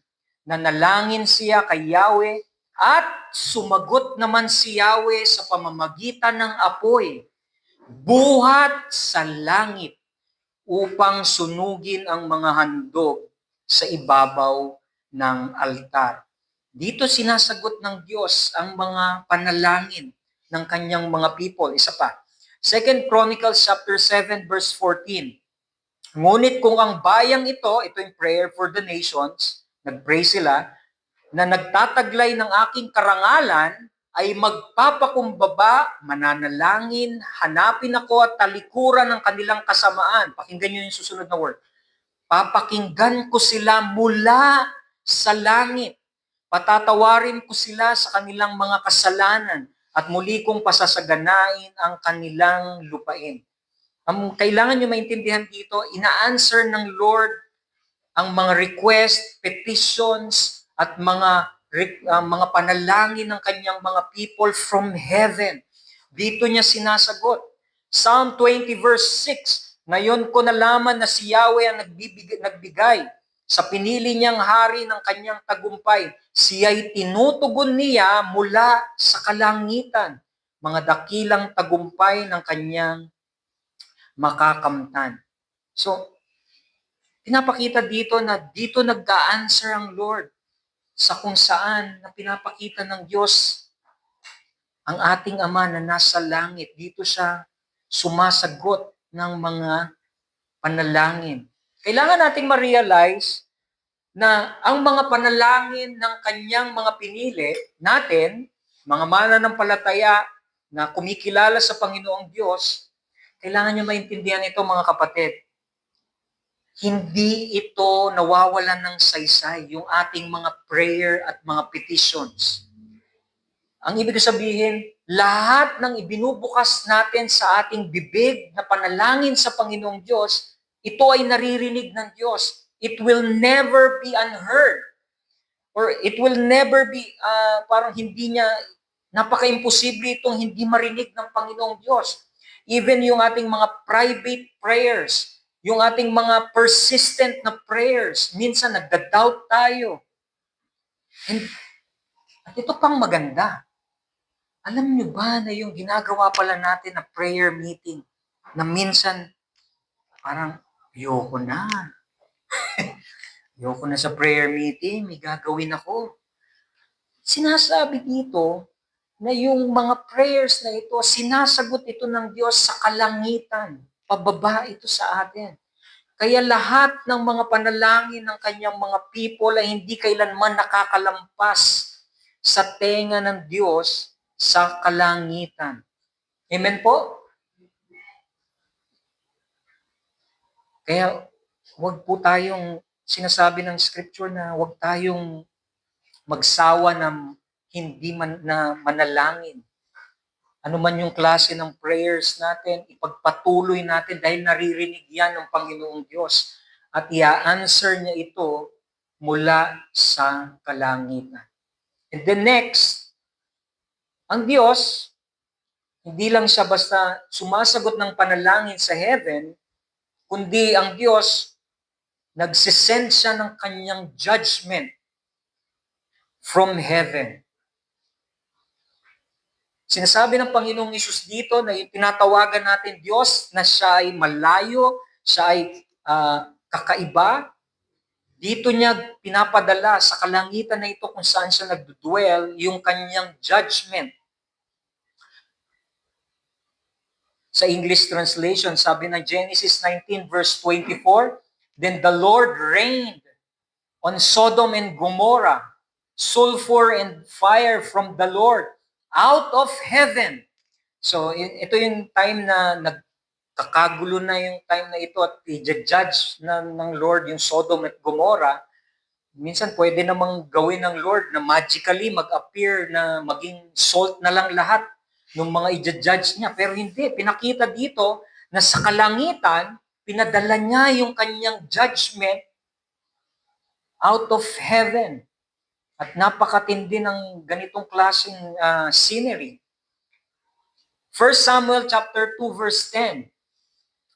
"The adversaries of the Lord shall be broken to pieces." Sabi dito, yung mga kalaban daw at mga enemies ng Panginoong Diyos ay putol-putulin ayon sa mga pagpipira-piraso. Sabi dito, next word, "Against them, He will thunder in heaven." Pakukulugin niya ang kalangitan. "The Lord will judge the earth of the earth. He will give strength to His king and exalt the horn of His anointed." Nakita niyo yung word, He will thunder in heaven. The Lord will judge the ends of the earth. And the last na lang yung Romans chapter 1 verse 18. Sa Tagalog, maganda ito. "Nahayag mula sa langit ang puot ng Diyos laban sa lahat ng kalapastanganan at kasamaan ng mga taong dahil sa kanilang kasamaan ay hinahadlangan ang katotohanan." So nahahayag mula sa langit yung puot ng Diyos. God revealed from heaven yung wrath. So makikita ninyo na sa heaven na ito na pinag-uusapan natin, nandito ang Diyos, nandito ang judgment niya, nandito niya sinasagot ang panalangin ng kanyang mga people, and at the same time, nandito niya rin sinisend yung mga judgment na gagawin ng Panginoong Diyos from the Old Testament at sa future. Minsan, no, sobrang frustrated tayo sa government, no? Minsan gusto na lang natin ipag-pray din yung prayer ni Cara David, no? Di ba? Parang, imagine ko kaya no, kung lahat ng mga Christian ang pag-pray, ganun yung klaseng prayer ni Cara David. No? Parang napaka sakit naman nun. Hindi yun makatarungan. Pero minsan, masyado tayong frustrated sa government natin.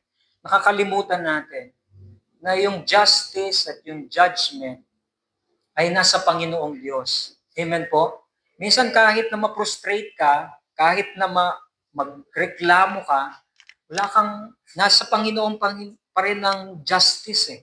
Nasa Panginoon pa rin ang justice. At nire-remind tayo na someday, ang Diyos ay magsisend siya ng judgment from heaven.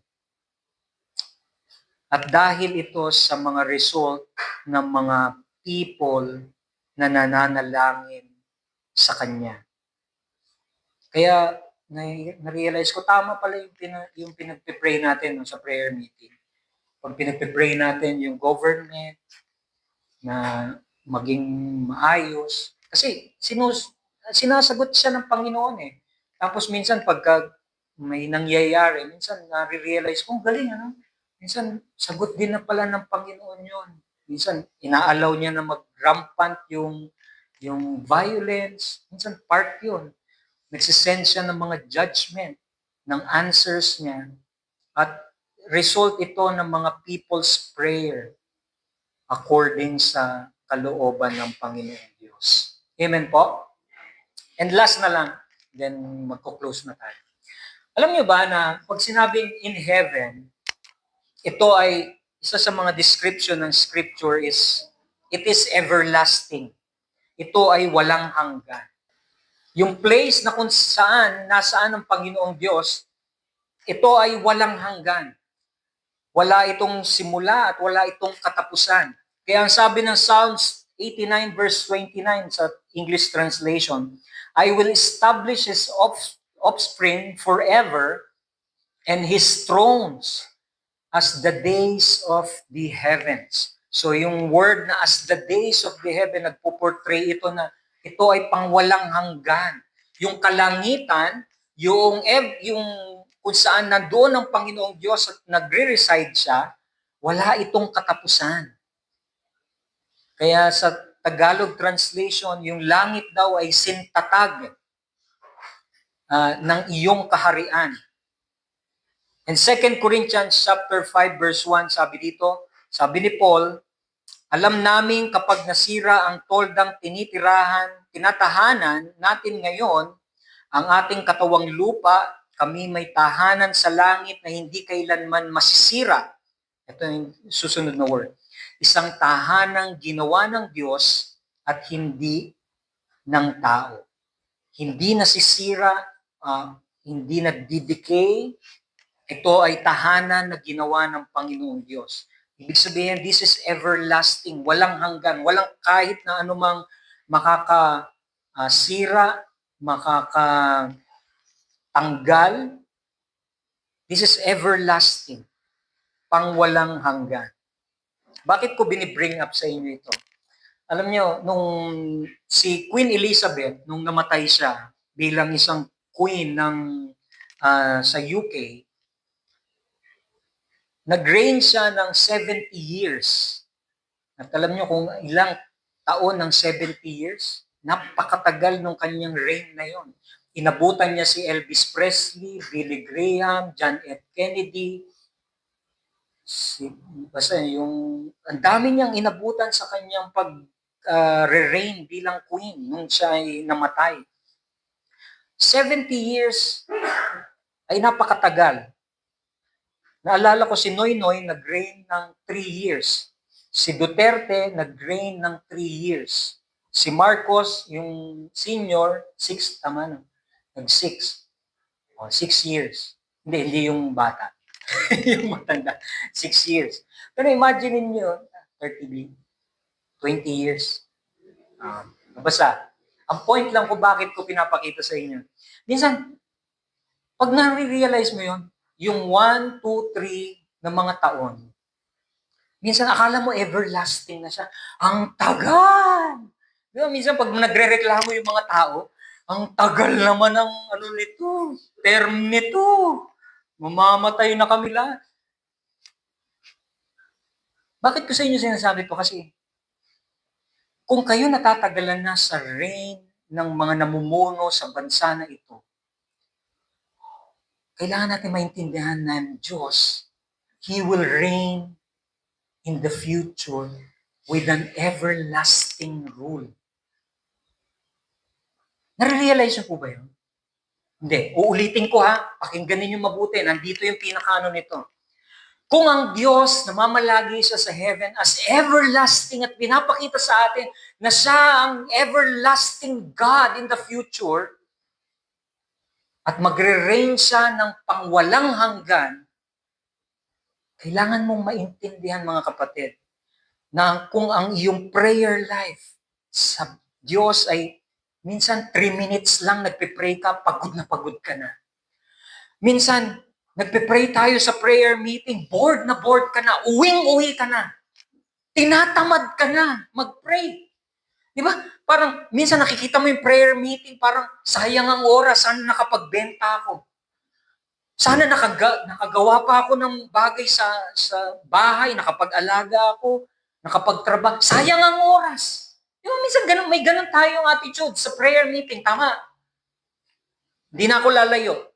Yung prayer life natin, yung private life, ilang oras o minuto ang ini-spend mo sa iyong prayer life. Very good ng 1 oras, okay? Pero tingnan mong mabuti.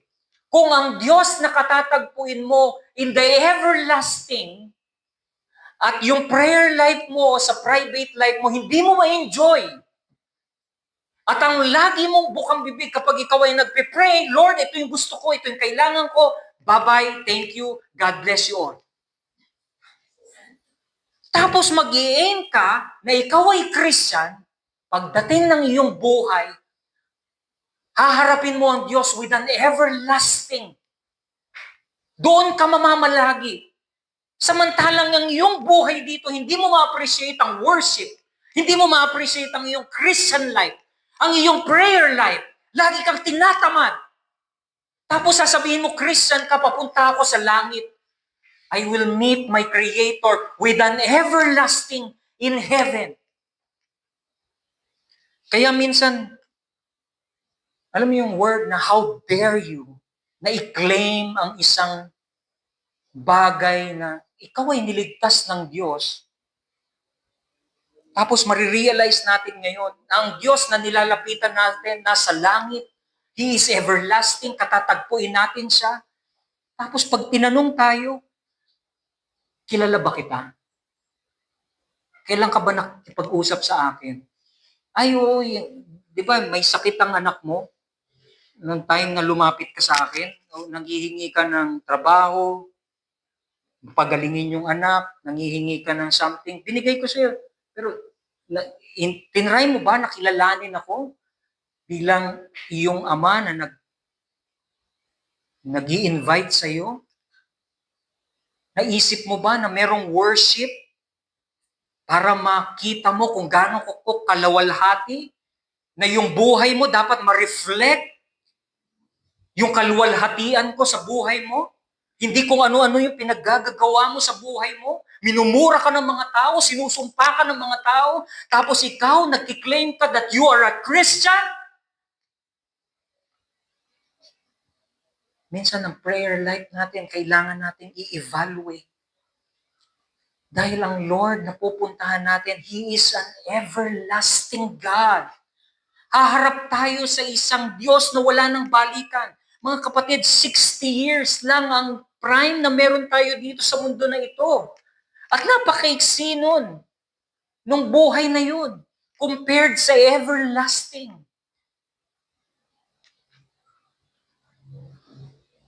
Nung last time na namatay yung lola ni Ann, na-realize ko, hindi ko ma-imagine na ang isang tao na wala kay Kristo,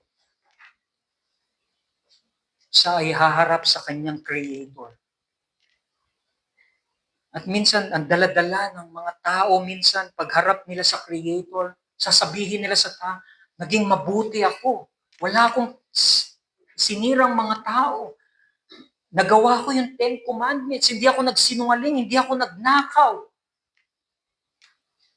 Opinion natin yon. Pero ang sinasabi ng Scripture, kung wala ka kay Kristo, tatanggapin mo ang walang hanggang punishment, the everlasting punishment na wala ang Diyos. Amen? Kaya mga kapatid, yung prayer life natin, isa lamang itong litmus test na dito mo ma-check talaga kung talagang nagko-cultivate yung iyong relationship. Kung ikaw ba talaga ay tunay na Christian. Kaya yung prayer life natin, isa yan sa parang test or thermometer. Kung ikaw ba ay talagang mananampalataya. Nakakatawag ka ba na ama mo sa langit?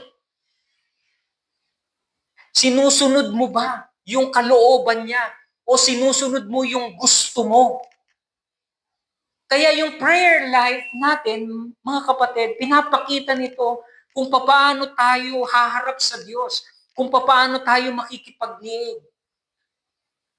Nandoon yung intimacy, yung relationship na gustong ipakita sa atin, pero at the same time, pinapakita ng prayer na ito na pinag-uusapan natin na ang Diyos ay everlasting, na yung prayer life mo, meron bang koneksyon?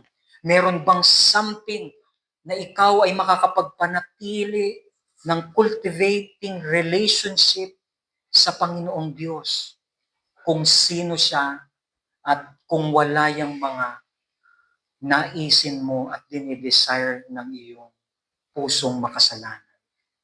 Amen? And last, itong heaven na ito, pinapakita ng scripture that it is holy. Ito ay isang banal na lugar na kung saan nandoon ang Panginoong Diyos. Sabi ng Isaiah 57 verse 15, ako ang kataas-taasan at banal na Diyos, ang Diyos na walang hanggan, matataas at banal na lugar ang aking tahanan. Nakita niyo yun? Ang aim lang po ng message na ito is gusto kong ipakita sa inyo through the lens ng text na ito kung gaano kailangan nating magbigay ng paggalang sa Diyos kung nasaan siya, yung kanyang positioning. Hindi mo basta-basta siya pwedeng yurakan. Pag sinabi natin reverence, hindi ito yung parang, di ba, pag minsan natatakot tayo sa tatay natin dahil sinaktan tayo. Kinagalang natin yung tatay natin, minsan pag, di ba, pag nahampas ka na, tapos pag gumanon yung tatay mo, gumagano ka. Minsan ganun yung reflection ng reverence natin. Di ba? Parang yung takot, yung fear. Di ba? Parang pag tumayo yung tatay mo, baka matamaan ka. Hindi ganun yung reverence na pinapakita. Yung respeto at yung fear na kinikreate nito sa kanyang katauhan, sa kanyang character na kailangan mong galangin. Dahil pag nakita mo mabait ang Diyos, dun pa lang, gagalangin mo na siya. Pag nakita mo pasensyoso ang Diyos, nandun pa lang, irerespeto mo na siya. Amen? Kaya ako sinasabi ito mga kapatid, yung reverence na ito ay kailangan natin makita yung posisyon ng Diyos kung nasaan siya ay hindi natin kaparehas. At isang bagay na gusto ko maintindihan natin, hindi natin kailanman, hindi tayo makakarating sa place at sa posisyon ng Panginoong Diyos dahil napaka-imposible nitong marating. Dahil yung tao na katulad natin, sa kanyang makasalanang kalikasan at limitadong kakayahan ay hindi kailanman makakarating sa kinaroroonan ng Diyos sa sarili niyang kapamaraanan. Lahat ng mga binanggit ko ng mga verse sa inyo, gusto ko makita ninyo na talagang nakaseparate kung nasaan ng Diyos. Amen? Nakukuha niyo ba? Ngayon, naalala niyo yung tinuro ni Pastor Paul dito last January yata, yung tabernacle? Hindi na. Pastor Paul, ulitin mo yun. Di ba, naalala niyo yung tabernacle? Yung Israelite, meron tinatawag doon, Holy of Holies. Okay? Yung tabernacle nandun yung sa gitna. Hindi ka pwedeng pumasok doon sa loob dahil nandun yung tinatawag na Holy of Holies. Ibig sabihin, nandun yung presensya ng Panginoong Diyos. Hindi mo yun pwedeng lapitan. Hulaan nyo kung sino lang ang pwedeng makapasok. Pare, yung mga priest, sila lang yung allowed. Ano pa ang allowed, ang required? Kailangan, priest lang ang papasok dahil yung ordinary na Israelites, hindi pwede, hindi sila tinakda doon. Pagpasok ng priest, anong susunod? Kailangan merong offering, merong sacrifice. Ibig sabihin, merong hayop na kailangang mamatay. Merong hayop na kailangang magtigis ng dugo. Kailangan blameless, kailangan spotless. Perfect. Parang pag nakita nyo itong picture na ito, pagpapakita ito na yung mga Israelites noon, napaka-imposible para sa kanila na pumasok sa presence ng Panginoong Diyos. Bakit? Dahil kakailanganin nila ng isang tagapamagitan, ng isang pari at ng alay. Dito ngayon makikita natin kung ano yung ibig kong sabihin ng reverence. Ang pinaka-lesson natin dito, we revere God's position because of the most important thing. the priest and the sacrifice. Kailangan makita natin yung paggalang sa Panginoong Diyos dahil bago ka makapasok sa Holy of Holies, sa presensya ng Panginoong Diyos, ang Diyos mismo nag-provide ng tagapamagitan. Si Jesus yung pinakapari. Si Jesus yung pinaka-sakripisyo. Kaya ang tawag sa ginawa ng Panginoong Jesus, yun yung work of atonement. Sana yung tagapamagitan, sa yung pinakapari, dahil ang Diyos, galit siya sa mga tao na katulad natin, dahil daladala natin yung kasalanan at pupuksain tayo, kaya kailangan ng Panginoong Jesus. Siya yung mamamagitan, siya yung nagpe-pray para sa atin. At siya din yung mismong sakripisyo. Siya din yung papatayin para iaalay sa Panginoong Diyos. Imagine niyo yung ginawa ng Panginoong Jesus. Sa yung pare, sa na yung sakripisyo. Bakit?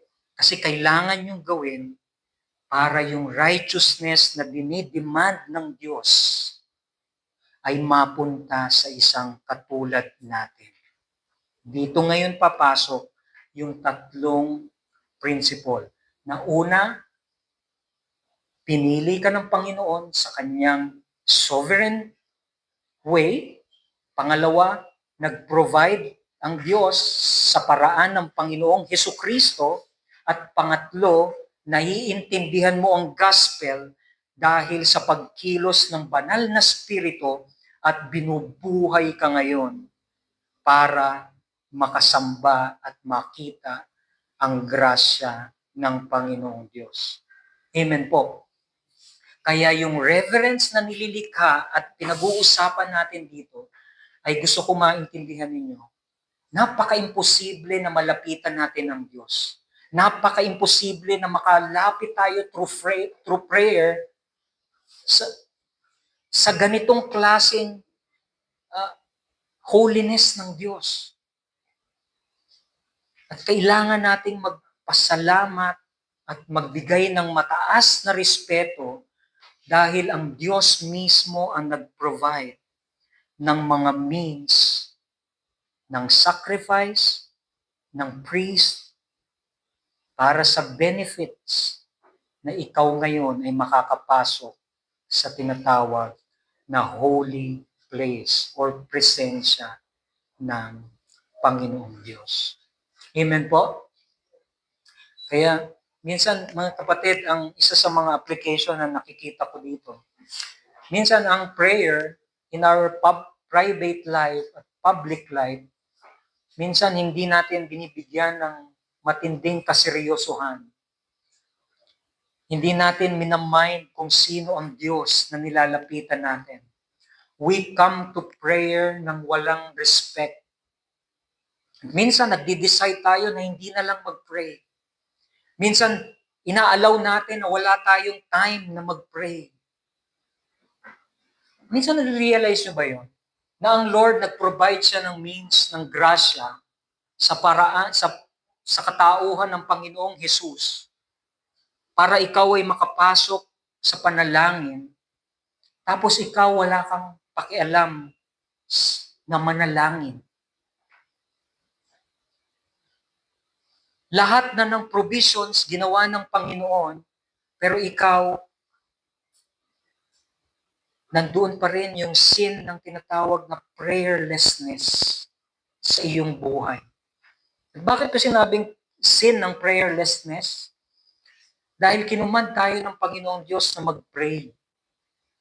At kung hindi ka nagpe-pray, nagdi-disobey ka sa Panginoong Diyos. And it is a sin. Yung prayerlessness ay isang maliwanag na kasalanan. At minsan, baliktad, nagpe-pray tayo, ang panalangin natin minsan ay punong-puno, imbis na glory ng Diyos. Ang pinagpe-pray natin yung glory natin sa paraan ng mga desires, sa paraan ng mga list natin, at mga bagay na hindi naman kalooban ng Panginoong Diyos. Amen?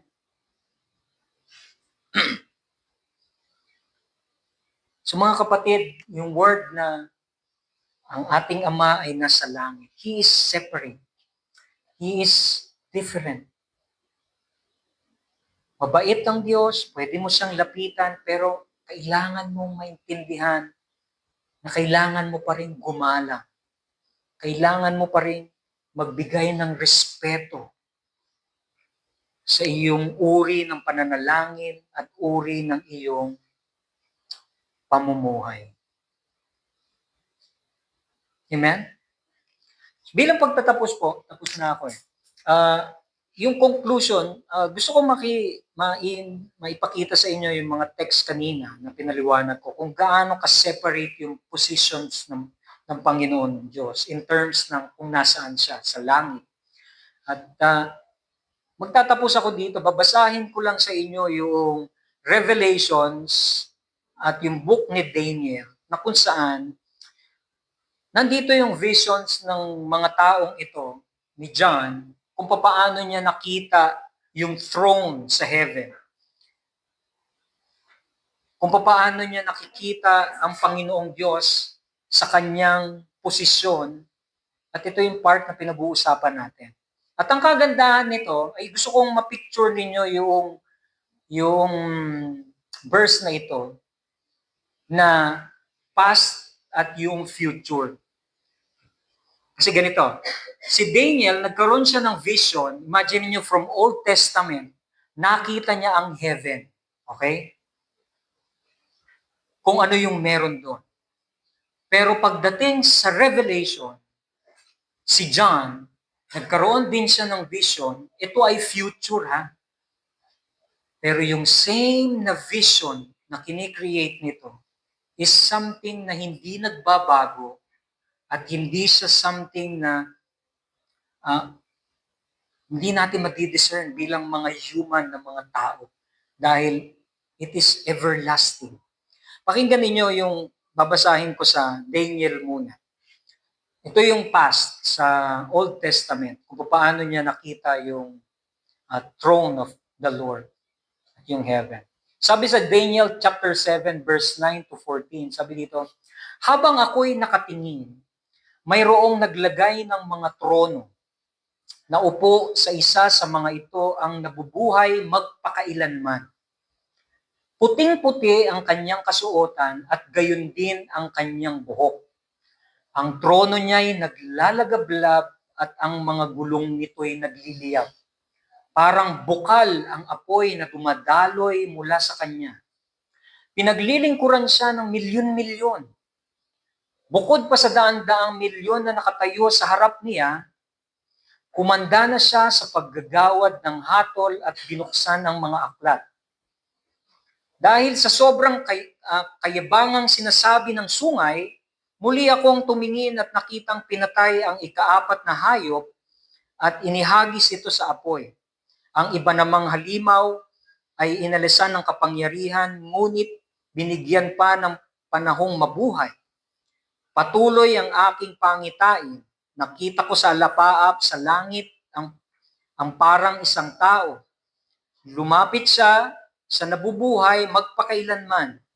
Binigyan siya ng kapamahalaan, ng karangalan at ng kaharian upang paglingkuran siya ng lahat ng tao sa bawat bansa at wika. Ang pamamahala niya ay hindi magwawakas at ang kanyang kaharian ay hindi mawawasak. Kailangan niyo tingnan yung verse 9 dito na kung paano siya pinicture out ni Daniel sa kanyang vision.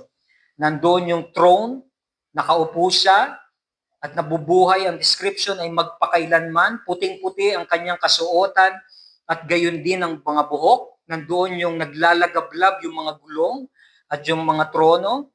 Bukal ang apoy na dumadaloy mula sa kanya at pinaglilingkuran siya. Ito yung scenery na kung saan nandoon ang Panginoong Diyos sa time na ito. Pagdating, ito yung past. Okay? Tingnan nyo to ha.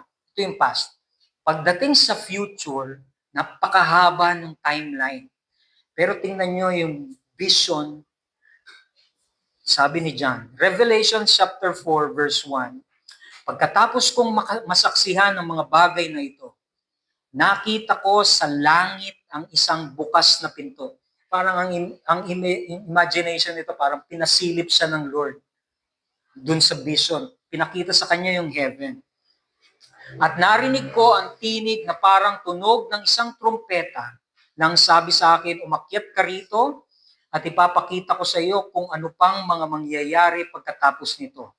At agad akong napuspos ng Espiritu at nakita ko sa langit ang isang trono at ang isang nakaupo roon. Ang anyo niya'y maningning na parang mahalagang batong jasper at cornalina. May isang bahagharing nagniningning na parang esmeralda sa palibot ng trono. Nakapaligid naman dito ang 24 pang trono na sa bawat isa ay may nakaupong matanda na nakadamit na ng puti at may koronang ginto sa ulo. Mula sa trono ay gumuguhit ang kidlat, kasabay ng mga ugong ng mga kulog. Sa harap ng trono ay may 7 nagniningas na sulo. Ito ang 7 espiritu ng Diyos. Sa harap ng trono ay may tila dagat na salamin na sinlinaw ng kristal. Sa 4 na panig ng trono ay may 4 na buhay na nilalang na punong-puno ng mga mata sa kanilang harap at likod. Ang unang buhay na nilalang ay katulad ng leon, katulad naman ng baka ang pangalawa, tulad ng mukha ng taong pangatlo, at katulad naman ng agilang lumilipad ang pang-4. Ang bawat isa ay 6 na pakpak at punong-puno ng mga mata sa harap at likod. Walang tigil ang kanilang pag-awit, araw at gabi. Banal, banal, banal ang Panginoong Diyos na makapangyarihan sa lahat, na siyang nakaraan, kasalukuyan, at darating. Verse 9, tuwing umaawit ng pagluwalhati, parangal at pasasalamat ang 4 na buhay na nilalang sa nakaupo sa trono na nabubuhay magpakailanman. Ang 24 na matatandang pinuno naman ay nagpapatira pa sa harap ng trono at sinasamba ang nakaupo doon. Ang nabubuhay magpakailanman, inilalagay nila ang kanilang korona sa harap ng trono at sinasabi, aming Panginoon at Diyos, karapat-dapat kang tumanggap ng kaluwalhatian, karangalan, at kapangyarihan, sapagkat ikaw ang lumalang sa lahat ng bagay at ayon sa iyong kagustuhan, sila'y nagkaroon ng buhay at nalikha. Na-imagine niyo po, tulog na kayo. Ganito yan. Napansin niyo yung Old Testament na binasa ko kanina kay Daniel. Same na same kung ano yung nakita ni John na pangitain sa heaven. Nandoon ang throne, nandoon ang Diyos, nandoon siya naghahari. Si Daniel pinapakita nandoon nagwo-worship lahat ng mga subject ng hari. Si John sa Revelation, pinapakita niya dito, nagpupuri at sumasamba ang lahat. At ito yung pinaka-big deal kung bakit ko pinapakita ito, mga kapatid. Pakinggan niyo ako, tapos na ako. Yung timeline ni Daniel at yung timeline ni John sa Revelation ay halos hindi siya, parang same yung timeline na tinitingnan nila. Nakuha niyo ba? Anong pinapakita nito? Yung time na meron tayo dito sa lupa ay hindi same ng kung ano yung nangyayari sa langit. Yung future event at yung past ay nangyayari siya according sa kagustuhan at plano at timeline ng Panginoon. Kaya nga kanina pinakita ko yung everlasting. Amen? Makikita natin yung worship at yung banal na lugar ng Panginoong Diyos, mangyayari yon sa kagustuhan ng Diyos at sa kung ano yung kapamaraanan niya. At ganito, makikita natin yung portrayal at a scenery ng heaven na binabanggit ng Panginoong Yesus dito. Kailangan magkaroon tayo ng tinatawag na respect, great reverence, dahil yung lalapitan natin at yung papasukin natin na lugar kung saan tayo nananalangin ay isang area o isang lugar na kung saan nandoon ang presensya ng Diyos, nandoon siya naghahari, at maghahari siya magpakailanman. Amen? Tayong lahat ay manalangin. Panginoon, salamat po sa oras na ito. We praise you. We give you all the glory, Panginoon. Salamat po sa inyo pong salita na pwede namin pagbulay-bulayan, pwede namin makita ang inyo pong character, ang inyo pong glimpse ng heaven, Panginoon. That you are preparing for all those na ni-redeem niyo po. Salamat, Panginoon, sa pag-provide ninyo ng sacrifice sa pamamagitan ng Panginoong Jesus, sa kanya pong buhay na inilaan ninyo para sa mga hindi karapat-dapat na katulad namin. Kayo po ay mataas, kami po ay mababa. Kayo po ay nananatili na nandoon sa inyo pong luklukan, at salamat po sa pagre-remind sa amin na every time we pray, kami po ay pumapasok sa isang banal na presensya ninyo dahil sa mga sakripisyo ng Panginoong Yesus sa kanya pong kamatayan. Kami po ay nakakapasok, at isa sa mga privileges ng prayer na dapat naming ma-remind sa amin pong buhay ay yung isang bagay na kayo po ang pumili sa amin, kayo po ang nagligtas sa amin, at sa pamamagitan ng inyo pong grasya, kayo po ang nagsusustain sa amin. Maraming salamat po, aming Ama, sa oras na ito. Ingatan niyo po ang bawat isa at pagpalain niyo po bawat isa sa amin sa pamamagitan ng inyo pong salita.